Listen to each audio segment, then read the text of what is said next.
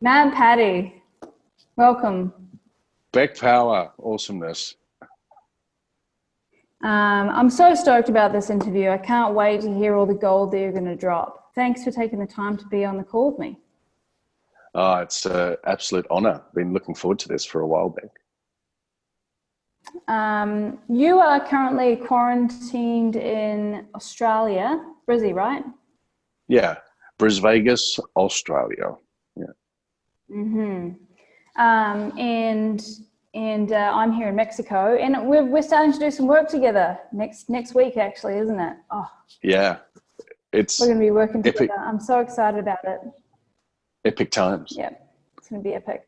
And one of the reasons that I wanted to work with you at the time, it's perfect timing, right? Like, I want to work with you right now because, and we've spoken about this, but for people listening, you know, we're all going through COVID right now. We're all going through our various stages of roller coaster during the quarantine. And one thing that we spoke about before, and I want to have a bit of a chat about it straight up here, is that the next 3 months or 6 months or year or whatever are going to pass anyway.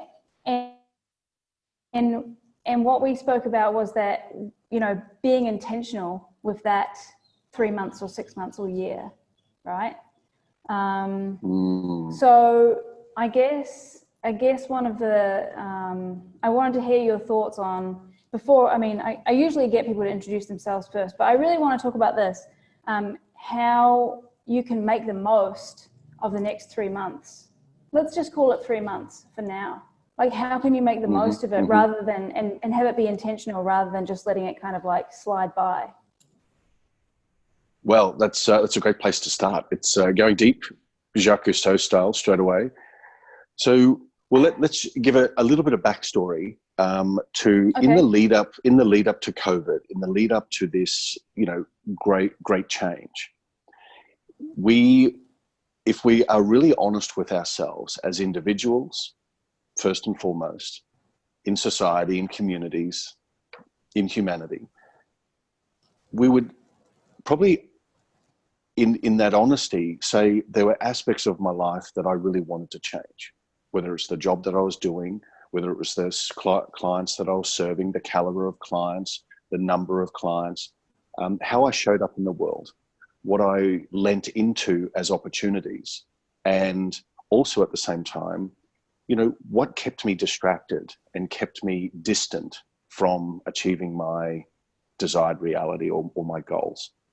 So if we sit first and foremost in the lead up to this, then we can, in being honest with ourselves, we can actually say, well, the platform was already there for me because I was asking questions. Is this it? Is this the next step? Is this what I really want to do? Is this how I want to lead my life? And am I happy with the results in my life? So now with the contraction around COVID and self-isolation and imposed quarantines, it's brought a lot of people in themselves. And first and foremost, when people are at the beginning, it feels forced to observe the self because we're in the home, we're with our partners or with our family or, you know, whatever it may be. Then some of that debris, some of that density will rise to the surface and say, yeah, I'm not liking this right now. This sucks a bit. This is really not enjoyable. I'm used to being out in the world. I'm used to doing 100 things in 100 different ways during the day. Some of it is focused, but most of it has been distracted. My inner dialogue is when people, it's easy for me to serve low value clients, or it's easy for me to say, you know, I won't put my stuff out there today because of X, Y, and Z. So we've been forced at the beginning to look at things. So a forced contraction actually, you know, produces evolution. So it squeezes us out of our old reality and moves us into a higher frame of thinking because we have a choice. We always have a choice. We can either stay where we are and do exactly what we've always been doing and getting exactly the same results we've always been getting. And if you're not happy with that, and that's not something that interests you moving forward, then the other side of the choice is you can make a change. So, you know, making a change in these times is it's an astronomical invitation. It is phenomenal because everyone now, every single person on the planet is doing self-reflection. Every single person is looking at their outer world and saying, is this all that there is? Is this what I want for my future? And so, when you're thinking about serving people, people will have typically 3 conversations that are running at the same time. One, what's known and spoken about. Typically, people, what's known, well, I'm locked in the house, or I can't go out, or there's fear and anxiety and struggle in the world, or here's an opportunity, known and spoken. What and not spoken is known and not spoken about. And that could easily be, well, it's known that we are undergoing change in the world, but I don't speak about what change is coming because I'm not confident that it's going to work out that way, or I don't know, and I don't even express my unknowingness of what's in the future. The third deep subconscious conversation is what is unknown and unspoken. And that's, if you can go there with yourself and then you can move your clients there, then that's a game changer. So what's unknown and unspoken right now is, what does the world look like in 1 year from now, in 3 years from now, in 10 years from now? And if I can speak to that narrative inside people, it will help them overcome fear. It will help them to feel more certainty and more significance and stability right now, if you can speak to the bottom narrative there. So I can't remember what our first question was about in the lead up to the intentionality of the next 3 months. Intentionality. Yeah. So when you've got those 3 questions for yourself, what do I know and what do I commonly speak about? If you're speaking about that the world is in dire straits, it's all going to collapse and it's going to hell in a handbasket, then essentially that is going to be your reality. Because what you speak is what you create. So you can think a thought and feel a feeling, but the moment it leaves your lips as confirmation of those 2, the thoughts and the feelings, based on research out of Harvard in Georgetown, it magnifies anything you verbalize by 40 to 70 times when it's negative versus 10 times when it's positive. So you have a crazy thought and a crazy feeling, and you think, well, that's just how it is right now. But as soon as you start speaking that, then it's a 40 to 70 times multiple return to you from the field of energy, from the quantum field. And that's as a negative. So that is why a lot of people, from an intentionality standpoint, you would have come across this conversation. I've come across it many times. People are saying, I just want to hang out with like-minded people. I want to be around people that are, have more confidence and certainty, have a more optimistic outlook, that aren't contracted and wanting to talk about all the news media BS that's going on. So you immediately are making a choice, and that which you choose, you then cancel the other side of that. So it means I've made a choice to have more conversations that are enlightening, optimistic, and are solution seeking rather than problem finding. So all those people that do not vibrate in that bandwidth of thinking and feeling and verbalizing, they simply fall away, and they will find their own group. They will find their own match. So from an intentionality standpoint, it's really, it is a gift right now. If some of the earlier, you're secretly wanting some change, but you didn't know how it was going to come, here it is. I secretly wanted to pivot, adjust, reevaluate what I'm doing. Here's the opportunity. I secretly wanted a better life. I wanted life outside of me to move in different ways, and for me to feel, think, and act differently towards my life and get different results. This is the opportunity to do that. So it is, amongst the change, is the opportunity to reset. So intentionality is one of the golden fuels of the next decade or 2 decades. So you go back all the way into shamanism, or, sacred earth protocols, very aligned, conscious village or civilizations. And they intended at the beginning of each day, at the beginning of each cycle, whether it was a season or whether it was a grand cycle in their village, they created intentions for crop to grow bountiful harvest, intentions for the safety and health and security and vitality of their community. And some may see that or hear that as, well, it's woo-woo, it's, and they poo-poo it away. It is, science is catching up to mysticism.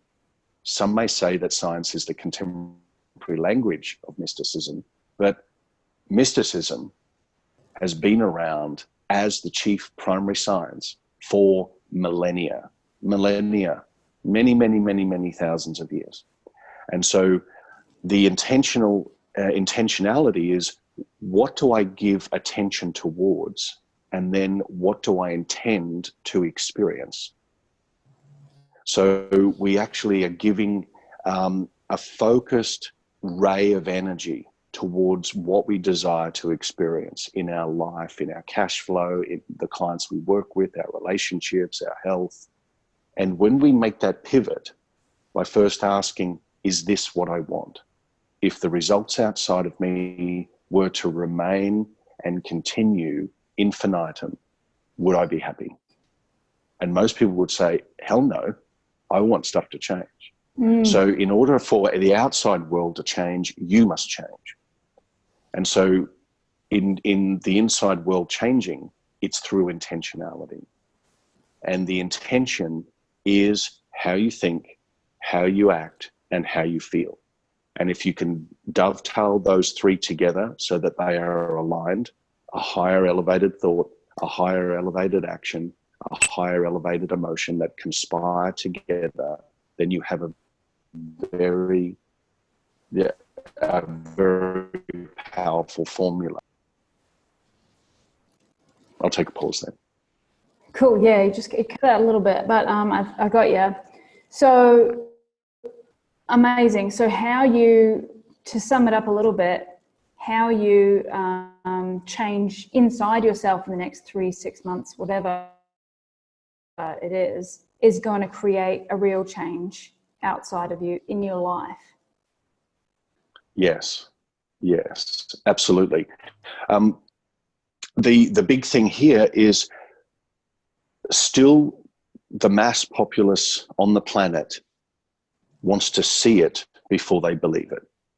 I want to see evidence of change is possible in order for me to believe that it is possible and therefore to do something about it.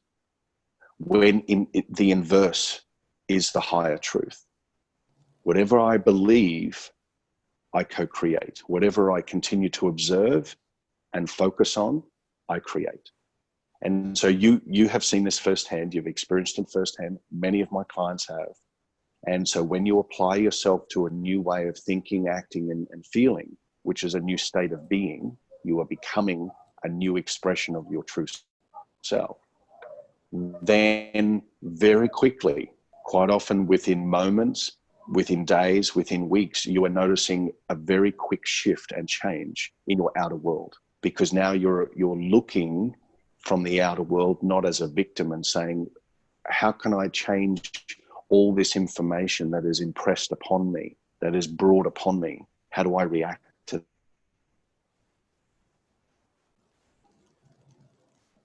this? Is what I want, and this is what I'm going to align myself with, thoughts, actions, and feelings.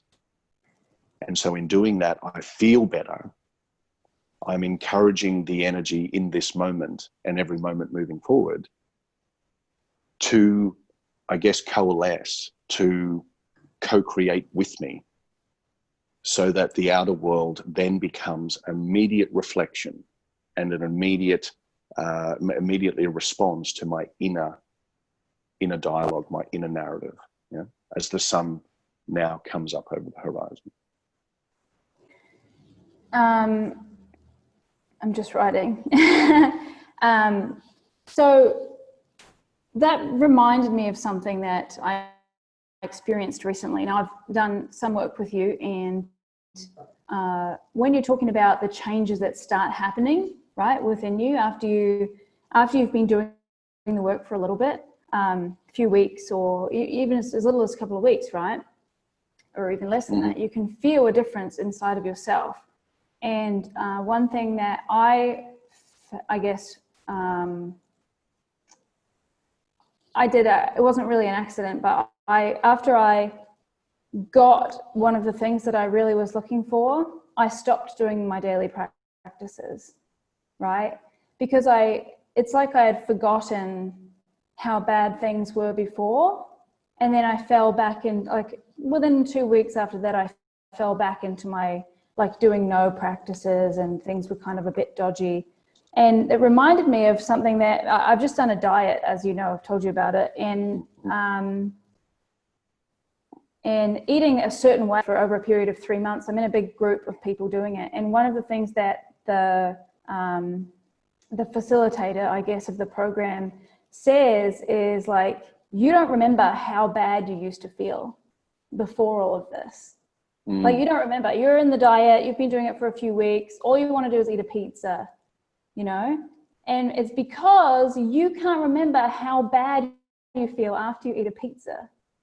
And I feel like what we do is we improve ourselves, right, by doing our daily practices, meditations, gratitudes, all that stuff, and then we forget what it was like before that. And I remember I wasn't like miserable, like things were fine, but there was not the excitement and the energy and the joy that I feel now after doing after doing this work. And also, by the way, getting tons of awesome results, right, in my life, showing up as a result of doing the work. Now, if I stop doing the work and I go back into my skepticism or whatever it is, I don't get any results. I feel crap about myself.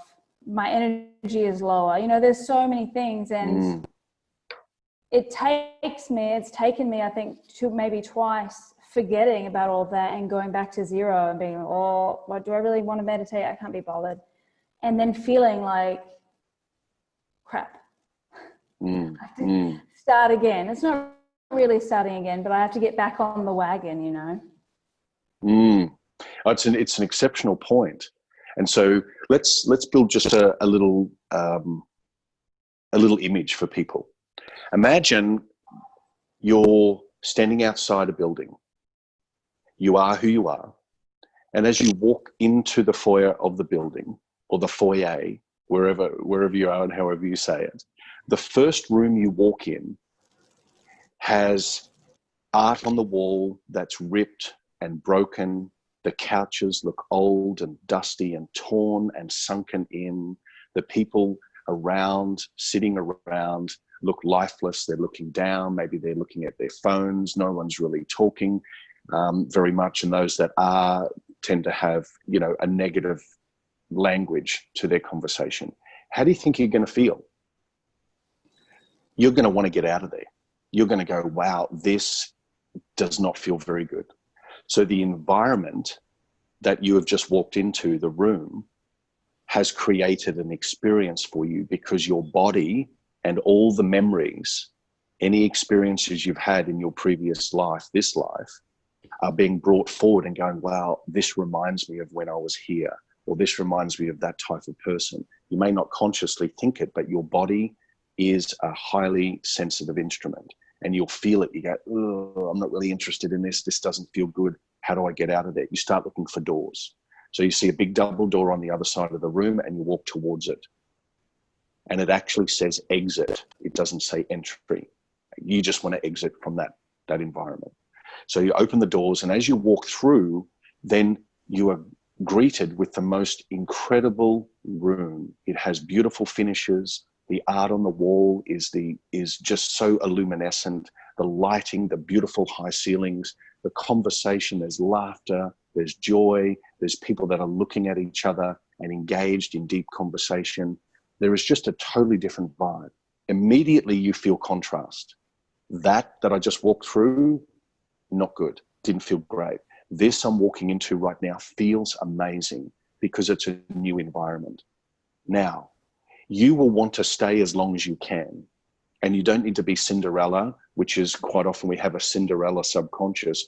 At midnight, I'm going to turn it into a pumpkin. I need to leave the environment. I need to go back and save some people. I need to go home. I need to go and, go and have a rest. I need to go and remind myself what the old life is like. So we'll want to leave this environment.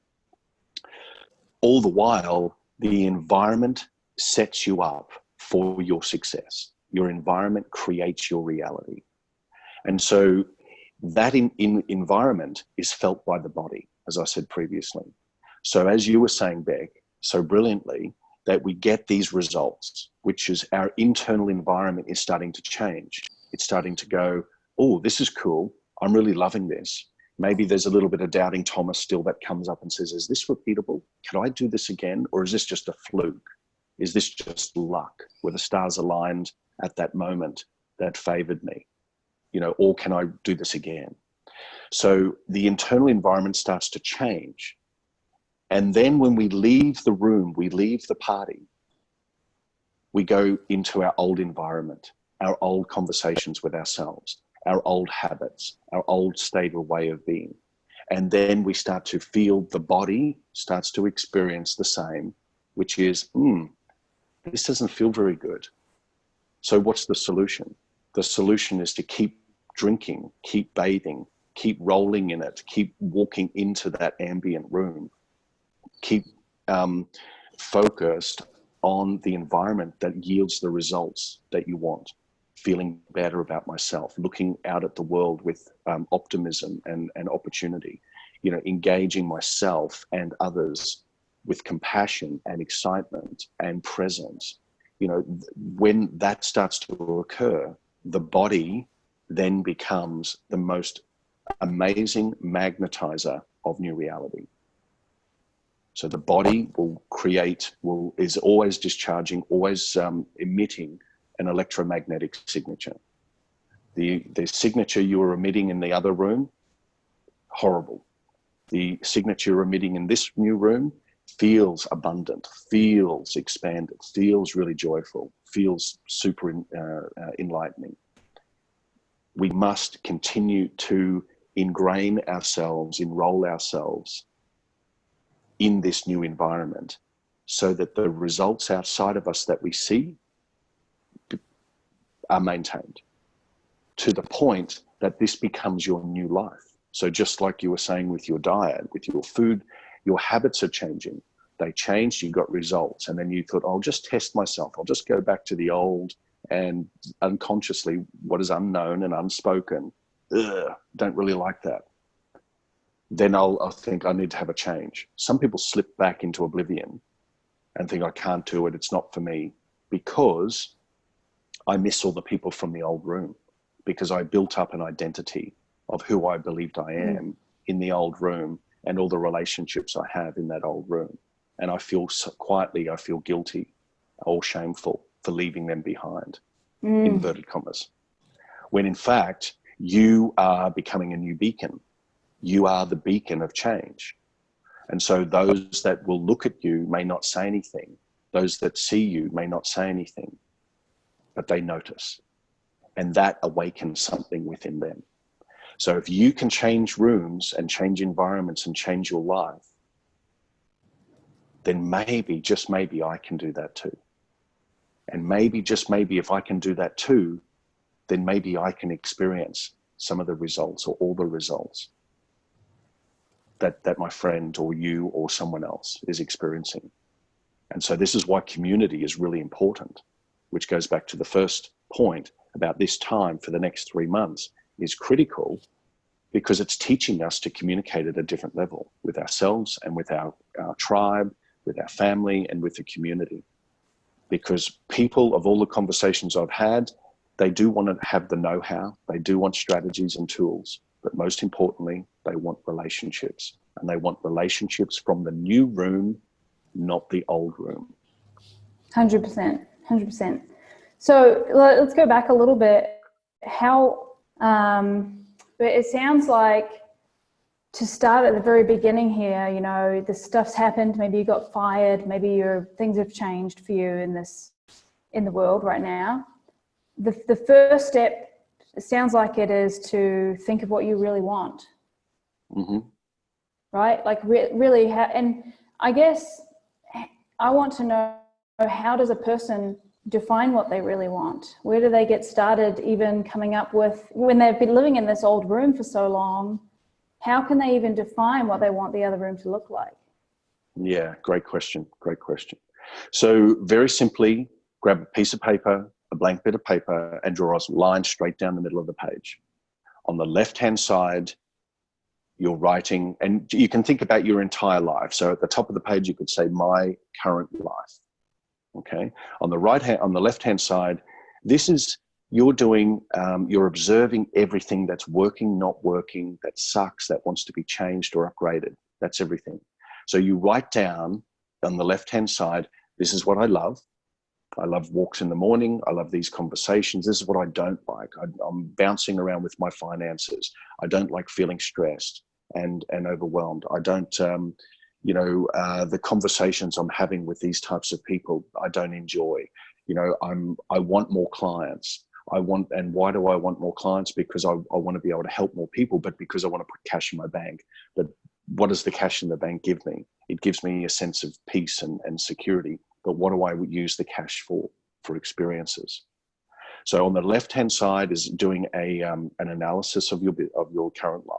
What's working, what's not working, what needs to be changed, what needs to be gotten rid of. On the right-hand side, now this is where you dream. This is saying, what makes me feel really good? Like the Alice in Wonderland thing. I believe in 7 impossible things before breakfast every morning. So even though you may not believe it's possible for you to experience it, I encourage you on the right-hand side of the page to write down what you'd like. And at the beginning, it might be 2 or 3 things. Maybe it's 20 things. But get it on paper so you can see it. And if you can see it, then you can give attention to it. And so it might be, I'd love a holiday to Fiji. I'd love, deeper, more meaningful relationships. I'd love working with higher caliber, aligned, inspiring clients. Whatever it may be, write them all down. That then becomes your new focus, your new reality. So how do we move from the left-hand side, which is the first room, to the right-hand side, which is the second room? We give our attention specifically to the second room, to the right-hand side. And as we give attention to it, we do it through, as you've worked through brilliantly, Beck, the pillars of Hercules, the morning and evening routine. What you do in the morning sets you up for the day. And what you do of an evening as you go to sleep at night sets you up for your life. So what will you focus on? What will you feed? And then that's where we build out a plan from there. So you have a daily repeated action so that you can now create new habits, which is what you're doing with your food. Because habits create destiny. Yeah. Can you say a little bit more about what you mean by identity? Yeah, okay. Well, let's put it this way. We believe that we are someone, something, somewhere, in some time. We have a name, we have a history, we have this whole compendium of all our wins and failures, celebrations and losses. We have all of these that we believe this is who we are. Our identity drives our behavior. So if I believe that I come from the environment of the second room, where everything is abundant, where everything is joyful, where everything is, opportunistic and, win-win for everyone, and it feels great, then my identity, my behavior is going to be driven by that identity. So as I move into the world, I'm going to make decisions and make choices based on who I believe I am. Likewise, if my identity is the first room and I only get certain wins for a certain amount of time, and then it gets pulled back, I get a bill, or I get a speeding fine, or I get, I'm disadvantaged in some way, and I bounce between these, the ceiling and the floor of income or relationships or happiness, then who I believe I am determines what I believe is possible. Does that make sense? Mm-hmm. So our identity can change. Just as you move houses, move rooms, you become a new person. But the key, one of the critical points here is a lot of people resist changing their habits or their thoughts and their actions and their feelings because they believe somewhere in their psychology, deep down in their narrative, that if I change who I am, then I will not be loved for who I am. Because in some strange way, I'm loved for the identity I am right now, warts and all, because I am being fed by my environment. And all my relationships with money or with people or with clients or whatever it may be, with health, every relationship is built on and supported by that identity. So can you change identities? Yes. You know, as a traveler as well, every time I go to a new country, my identity starts to change because I'm surrounded by different people, different conversations. My worldview starts to open up even more. And so I then am becoming a new person. Yeah. And so our identity shapes our reality. Our identity drives our behavior. If we believe what we believe is possible for us is what we move towards and make decisions towards and act upon on a daily basis. Can you change your identity? Yes, 1,000 times over. How do you change your identity? You make a decision to become a different person. And how you become a different person is you look at the right-hand side of your page and ask yourself, who am I? And how do I act when I'm living this reality with all these results? Yeah, amazing. So when you're saying about changing your identity when you're traveling, you know, I think a thing that's, I guess it's been good and bad.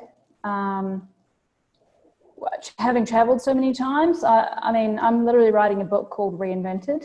Like, it's about reinventing, you know, it has been about reinventing myself every time. And because, you know, for anyone listening that doesn't know this, I grew up in a cult and you don't really have an identity outside of that. And so it's taken me a long time to figure out through various reinventions who I am, or maybe not even intrinsically who I am, because I don't know that even, like, actually that's a question for you. Are you intrinsically somebody, or do you just get to make whoever it, like create whoever it is? Because I feel like I've created who I am, and I don't know if I should be looking for someone that's already in here, or like, just fuck it, let's just see how big this could get. Love it. Love it. Yeah. So what you just mentioned there, so our environment between the age of 0 and 7, vital for the subconscious. It's just constantly receiving information, receiving. So in those early years, as the Jesuits have said and kept occluded for many, many centuries, give me a boy to the age of 7 or 8 and I will show you the man. Okay, because I'll feed the information to him and make him the product of his environment. Now, as we, and that forms an identity. And within the identity are habits and beliefs. Yeah. So coming from the background that you have, and you're reinventing yourself so many times, is because you are on a perpetual search for meaning. You're a perpetual search for significance and value. And the big question of who am I really? And so I go into the world to find myself. So I like the hero's journey. So I'll go from to different lands and different kingdoms with different types of rules and different types of experiences in order to work out, do I like this or do I like that? Mm-hmm. Do I not like this or do I not like that? Those sort of things. So the deeper question is, you are no one, nobody, nowhere, in no time, and you're no thing, which means that you are at the highest point You are a point of awareness. You are consciousness. You are a point of awareness that is eternal. And so you are experiencing reality right now and only now. And the reason why you might struggle with now is because you're still enrolled in the past, or you're trying to project yourself into the future to escape your past, which invariably sets you up to experience the same reality as your past. Because we haven't changed. We're just we're taking the past or the chemistry of our body and our thoughts and our actions based on our identity, what we learned, who we learned to be, who we were taught to be by our environment. Now we're just moving it into the future, and I want to change my reality. You must change your identity first, because you simply cannot experience a future reality that you are first not wired for neurologically, biologically, emotionally, mentally, and spiritually.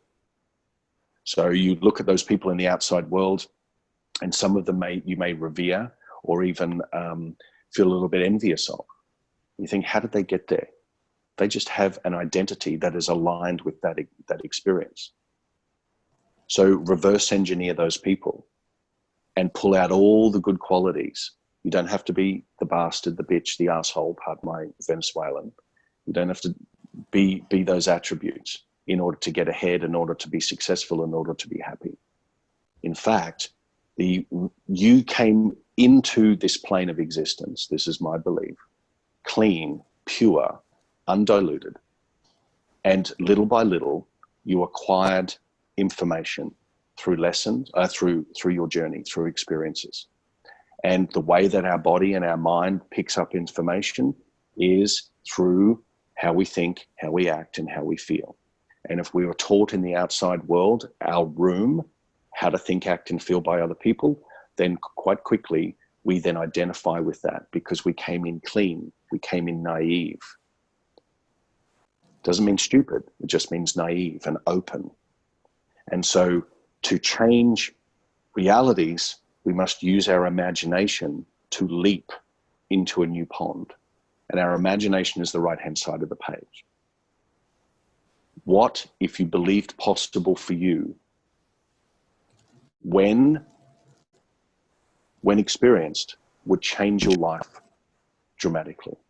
What if believed possible for you when changed could dramatically change your world? And that would be, well, traveling the world, speaking with fantastic, exciting, inspired, elevated, conscious individuals, people that want to build a new earth or want to build big businesses that serve many people on the planet, whatever it may be. That becomes what you enroll yourself in. And so you as an identity in that new landscape, that new playing field, is a new person. It doesn't mean you're a different soul. It means you're a new person, because your personality equals your personal reality. Your personality is just the sum total of your thoughts, acts, and feelings, how you believe, what you believe, and how you respond or react to your outside world. Okay, all right. So to answer that, to summarize that question, I'm not looking to peel away all this extra stuff to find out that I'm some specific set way, right? I'm not, it's not like I'll peel everything away and then realize that, I wanted to start $1 million business, but it looks like I can't, because that's how I naturally am, right? So then it is about, although that me that does exist has preferences, reactions, all these things, even though I'm no particular way and no particular thing or no time, et cetera, I still have preferences, I still have reactions, I still have, a certain way I like my eggs cooked or whatever. Right? Yeah. But I can still approach the field as nobody and nothing. I do that like every night, as I imagine if it's like a screen almost, and I try to pull everything away that I am and just approach it as I don't have any commitments or responsibilities or whatever. I'm just like this, almost like a spirit. I don't know, that's a weird thing that I do. It's good. This is good. I just try to remember, you know, like that I'm not a thing. And it actually really helps to think that way, because then it's so much easier to let go of all the old identity stuff, you know, oh, I'm such and such as a girlfriend, or I'm a person who likes things a certain way, or my favorite color is black, or whatever it is. There's nothing, everything just kind of falls away and everything stops being so important, except for the connection to like collective consciousness. This is a little bit of a change of track here. Do you think that, do you think that everybody has a message or a specific passion or a role to fulfill in the world? Oh, most definitely. Why are you here otherwise? Why are you listening to this otherwise? So how do you define that for yourself, or find it? It's one of the most commonly asked questions. What's my purpose? What's my mission? What's my reason for being here? There are many, many, many different levels. And so as an example, we could go straight to the superficial, which is, well, you're here to build a business, to serve these people, da, da, da, da, da. You're here to have a family and to be a mom or a dad, or to, you know, whatever it may be. But let's go deeper. You are here at this time for a very specific reason, because you are part of the great change. You are a part of a giant jigsaw puzzle. And so you, as an individual inhabiting a body, as a soul inhabiting a body, you have a unique jigsaw puzzle piece. And so your unique jigsaw puzzle piece doesn't look the way everyone else's does, because it's unique. Because if you've got a 10,000 piece puzzle that might take you 5 years to put together, and you've just got a little square that has got blue on it with a little fleck of white or gray, and you go, what is that? And how does that contribute? That's part of the sky, or that's part of a building, or whatever it may be. So as metaphorical as it is, your own unique puzzle piece is that which brings you joy. Flat out. That which brings you joy. And you might say, well, gardening brings me joy, or travel brings me joy, or reading or writing or listening to music brings me joy. Dancing my buns off brings me joy. That's the first one. So we immediately go to the question of, but how's that going to make money? Or how's that going to, how does that serve me? How does it provide for me? How does it make me feel more comfortable? How do I belong in this world using that as a tool or a resource? That question that we jump to straight away can either unwind us and send us back into the first room, or it can inspire us and aspire us into the second room, which is saying, okay, I love this. How can I share this with the world and add value to the world and contribute to the lives of others? Because there are other unique or puzzle pieces that love this. Because the person that's on the ground in the scene may look at the sky and they go, wow, I love that patch of the sky. Or there's other jigsaw pieces that form the entire skyline, and they might be your tribe. And so how do I contribute and serve and help other people find theirs?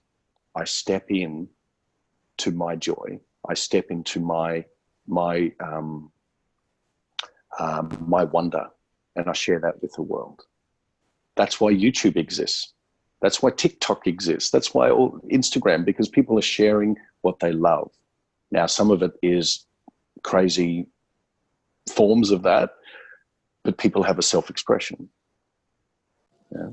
So the deeper answer to the question of what is my purpose, why am I here? It's to do two things. One is to create. Learn to create your life experiences, not receive them. Learn to create them. Number two is to share them. Yeah. Create and share, create and share. And if you're doing that all day long, you're sharing it with yourself, and then other people will pick up on that and they will share it in kind back to you. So what you gift to the world is sent back to you and received by you. Same as what we spoke about at the beginning of our conversation. Everything pushed out from you. Make a choice on how you want to think, act, and feel, and watch the world around you, outside of you, coalesce and form itself around the energy of your thoughts, actions, and feelings. It's so interesting that you brought up, YouTube and TikTok and that sort of thing, because, we're in the last sort of 5 or 6 minutes of the call, and this podcast is the Create More Content podcast, right? So it's perfect. You said to create life experiences and and I posted a little while ago that it seems like there's 2 types of people in this particular conversation: either creators or consumers, primarily. I can't watch very many videos without having to go and create one, because I'm just like, I'm just not a consumer as much as I am a creator. And so I guess when it comes to creating or discovering your purpose or your message or whatever that you have for the world, would you say it's usually a message that they have for the world, some sort of thing to share? Or does it not really need to be defined as a message to kind of go out and take into the world? Well, a message, in defining a message, that's important. But the message comes from your experiences. The message will come from, I want to teach people how to stand up for themselves because that's what I had to learn for myself growing up. Or my message is that the world is a beautiful place because I saw the horrors of the world, and I know deep inside that this wasn't it. So I can inspire people. So the message actually carries is the phoenix or the the Pegasus that carries you and a better world into the future. So maybe the thing to figure out, if we're figuring it out, for each person who's listening, is to ask themselves, what would you want the world to know? Like, what's the thing that you would tell the world if you could? Because sometimes it's a little bit nebulous to try to think about that on its own. But to ask yourself, what would you share with the world if you were dying tomorrow? What's the thing that you would want them to know? There'd be a lot of people saying, people are primarily good people, or just a lot of really good messages. And maybe that's the thing that you should be sharing and creating more content, creating and sharing on is. Absolutely. And as morbid as it sounds, if you knew you had 1 year left on the planet, 1 year left on the planet, and you had agreed it was time to go, it was all hunky-dory and there was no, grief around it. What's the message you'd want to leave behind? What's the message you'd want people to remember you with? That's so interesting, because it's not, if I would have said like, what's my message? It's like, create more content, right? Like, diddly-doo, create more content. That's the thing. It's what I'm all about. But when you say I have 1 more year to live and I have this message to give to the world, it's not create more content. No. And it might be related to that, but it's deeper than that. And so it's such a good question to ask yourself, for anyone listening to that. And so creating more content, the bigger question as it relates back to that is, this is your way of adding value to people's lives and to touch people's lives in a meaningful, significant way by creating content that can be reproduced, that can be consumed, can be the lightning bolt that wakes people up. So really, your content is your legacy. Your content is your purpose. Yeah. Thanks for that. That's awesome. I thought I'd just add that for you. Yeah. Love it. So listen, we can talk for hours and hours about this stuff, it's awesome, but we've got to wrap it up. Yep. Where can people